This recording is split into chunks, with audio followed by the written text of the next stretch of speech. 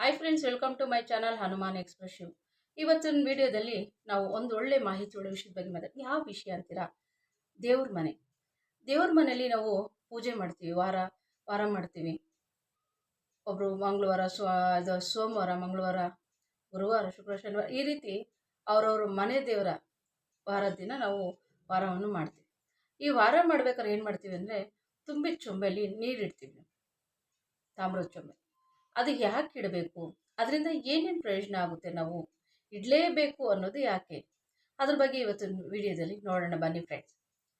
ದೇವರ ಮನೆಯಲ್ಲಿ ನಾವು ನೀರಿಟ್ಟರೆ ತುಂಬ ದೈವ ಶಕ್ತಿ ಹೆಚ್ಚಾಗುತ್ತೆ. ಮತ್ತು ಪೂಜೆ ಮನೆಯಲ್ಲಿ ನಾವು ತುಂಬಿದ ತಾಮ್ರ ಚೊಂಬಲ್ಲಿ ನೀರಿಟ್ಟರೆ, ತಾಮ್ರ ಚೊಂಬಿಲ್ಲ ಅಂದರೆ ಸ್ಟೀಲ್ ಚೊಂಬಲ್ಲೂ ಇಡ್ಬೋದು. ಅದು ತುಂಬ ಪವಿತ್ರವಾದದಂದರೆ ತಾಮ್ರದ ಚೊಂಬು. ಅದರಲ್ಲಿ ಇಟ್ಟರೆ ನೆಗೆಟಿವ್ ಎನರ್ಜಿ ಕೂಡ ಅದೆಲ್ಲ ನೀರು ಹೀರ್ಕೊಳ್ಳುತ್ತೆ. ಹಾಗೆ ದೇವರಿಗೆ ನಾವು ನೈವೇದ್ಯ ಹೇಗೆ ಅರ್ಪಿಸ್ತೀವೋ ಎಷ್ಟು ಮುಖ್ಯನೋ ನೈವೇದ್ಯ ಅರ್ಪಿಸೋದು ಅಷ್ಟೇ ಮುಖ್ಯ ತಾಮ್ರದ ಚೊಂಬೆಯಲ್ಲಿ ನೀರನ್ನು ಇಡೋದು. ಹಾಗೆ ತಾಮ್ರದ ಚೊಂಬೆಯಲ್ಲಿ ನಾವು ನೀರಿಡ್ತೀವಿ. ಆ ನೀರಿಟ್ಟ ಆದಮೇಲೆ ಅದರ ಒಳಗಡೆ 2-3 ತುಳಸಿ ಎಲೆಗಳನ್ನು ಹಾಕಿ, ಇನ್ನೂ ಒಳ್ಳೆಯದು. ನೀರಿಟ್ಟಾಗ ಅದರಲ್ಲಿ 2-3 ತುಳಸಿ ಎಲೆಗಳನ್ನು ಹಾಕಿ, ಆ ನೀರನ್ನು ಮನೆಯ ಮೂಲೆಯಲ್ಲಿ ಪ್ರೋಕ್ಷಣೆ ಮಾಡಿದ್ರೆ ಇನ್ನೂ ಒಳ್ಳೆಯದು. ಈ ರೀತಿ ಆ ನೀರನ್ನು ಮನೆಯ ಮೂಲೆಗಳಲ್ಲಿ ಪ್ರೋಕ್ಷಣೆ ಮಾಡ್ತಾ ಬಂದರೆ ಮನೆಯಲ್ಲಿರುವ ಕಲಹ ಆಗಲಿ, ಜಗಳ ಆಗಲಿ, ಮನಸ್ತಾಪ ಆಗಲಿ, ಇವೆಲ್ಲನೂ ಕಮ್ಮಿ ಆಗುತ್ತೆ.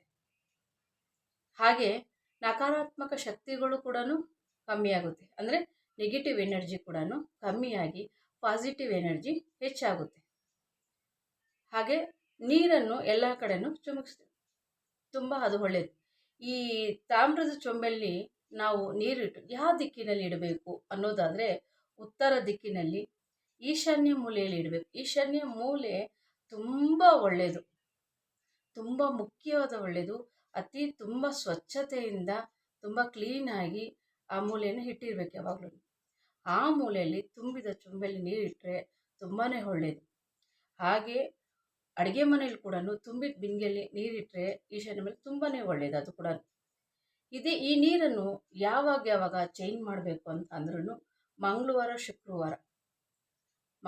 ಶುಕ್ರವಾರ ಈ ನೀರನ್ನು ನೀವು ಚೇಂಜ್ ಮಾಡ್ತಾ ಬನ್ನಿ. ಹಾಗೆ ಪ್ರತಿಯೊಂದು ಸಲಿನೂ ಪೂಜೆ ಆದಮೇಲೆ ಪ್ರೋಕ್ಷಣೆ ಮಾಡ್ತಾ ಬನ್ನಿ ಮೂಲೆಗೂ. ಅದು ಕೂಡ ತುಂಬ ಒಳ್ಳೆಯದು. ಈ ರೀತಿ ನೀನು ಮಾಡ್ಕೊಂಬನ್ನಿ ಫ್ರೆಂಡ್ಸ್, ಅಲ್ವಾ? ಯಾವಾಗ ಅಂದರೆ ಮನೆಯಲ್ಲಿ ಯಾವ ದಿಕ್ಕಿನಲ್ಲಿ ಬಿಡಬೇಕು, ತಾಮ್ರದ ಚೊಂಬಲ್ಲಿ ನೀರನ್ನು ತುಂಬಿಡಬೇಕು. ಅದರಲ್ಲಿ 2-3 ತುಳಸಿ ಎಲೆಗಳನ್ನು ಹಾಕಬೇಕು.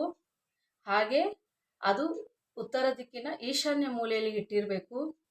ಹಾಗೆ ಆ ನೀರನ್ನು ಮನೆಯ ಮೂಲೆಯಲ್ಲಿ ಚಿಮುಕಿಸ್ತಾ ಬರಬೇಕು.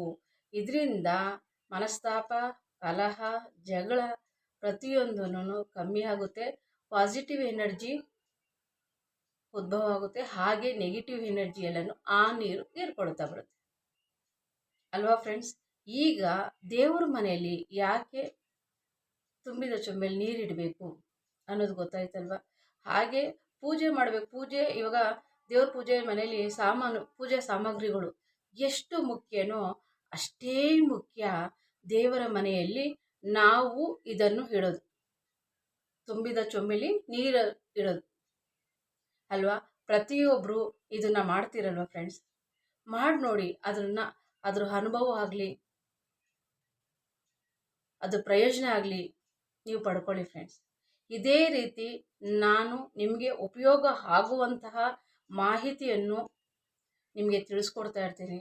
ಹಾಗೆ ಈ ವಿಡಿಯೋನ ಲೈಕ್ ಮಾಡಿ, ಸಬ್ಸ್ಕ್ರೈಬ್ ಮಾಡಿ, ಆಲ್ ಬಟನ್ ಪ್ರೆಸ್ ಮಾಡಿ, ಎಲ್ಲೂ ಸ್ಕಿಪ್ ಮಾಡ್ತೀರಾ, ಫುಲ್ ನೋಡಿರ್ತೀರಲ್ವ ಫ್ರೆಂಡ್ಸ್ ಅನ್ನೋ ನಂಬಿಕೆಯಿಂದ ಈ ವಿಡಿಯೋನ ಮುಗಿಸ್ತಾ ಇದ್ದೀನಿ. ನಿಮ್ಮ ಸಪೋರ್ಟ್ ಖಂಡಿತವಾಗ್ಲೂ ನನಗೆ ಮಾಡಿ. ನಿಮಗೆ ಯೂಸ್ ಆಗುವಂಥ ವಿಡಿಯೋಗಳನ್ನ ಮಾಡ್ತಾ ಇರ್ತೀನಿ. Thank you friends.